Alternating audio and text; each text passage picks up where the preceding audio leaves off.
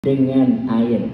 Nah ini kata Imam Malik dan Imam Syafi'i, syaratnya apa loh? Suci dulu. Nah kalau enggak bersuci dulu, kita dalam keadaan batal. Nah kemudian langsung kita pakai khuf. Nah itu kalau kalian mau berwudu, khufnya harus diapain?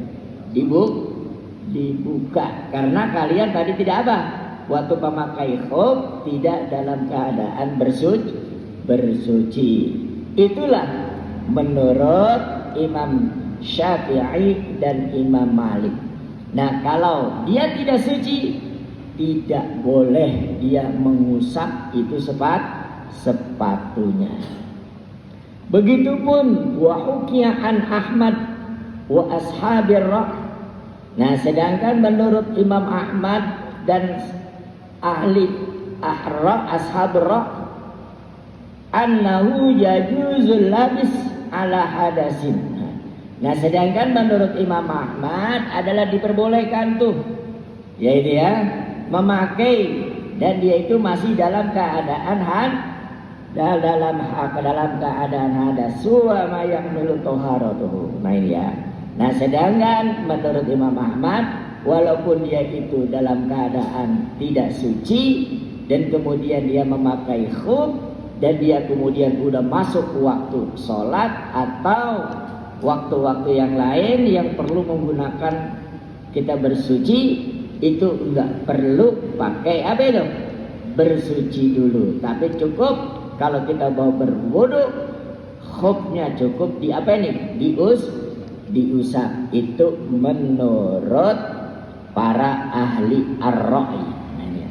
Nah ini karena apa? Karena turunnya menyapu kedua khuf itu sebelum turunnya surah Al-Maidah atau sesudahnya. Nah sedangkan menurut Abdullah, yaitu diriwayatkan oleh Ibnu Jarir an Abdillah annahu tawaddo'a wa masaha 'alal khuffain. Nah ini ya. Dia berwudu dan dia menyapu kedua khuf, faqila lahu, maka dikatakan kepadanya ataf'alu hadza. Nah ini apakah kalian melakukan hal yang seperti ini?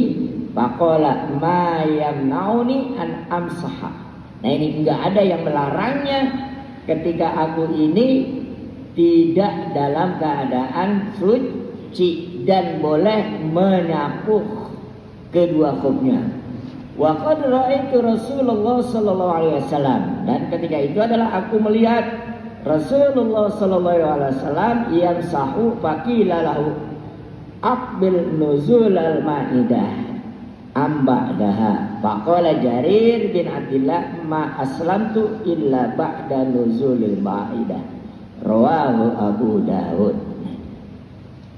Nah ini berarti para ulama berbeda pendapat. Yaitu boleh bersuci dulu, boleh tidak dalam keadaan suci. Sedangkan hadis yang diriwayatkan oleh Al-Mughirah bin Syu'bah, apa kata Rasulullah? Wada'huma fa inni adkhaltuhuma tahirataini famasaha alaihima.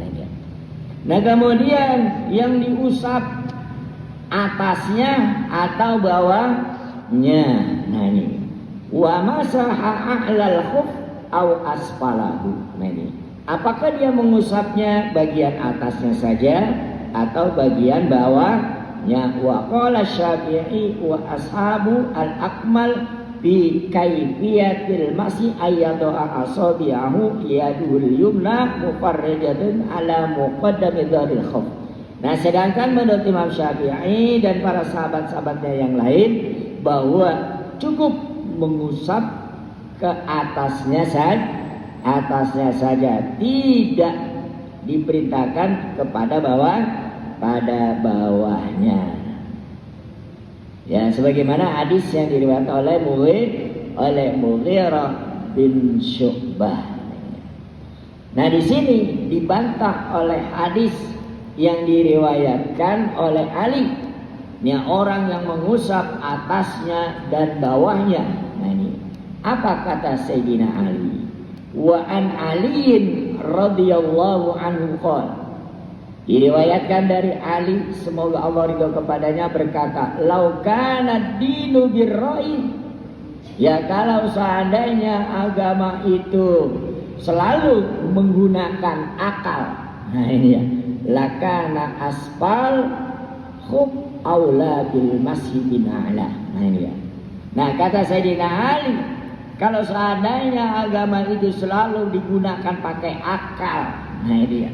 Nah makanya yang lebih utama adalah atasnya, menyapunya lebih utama dibandingkan dengan bawahnya. Nah ini ya.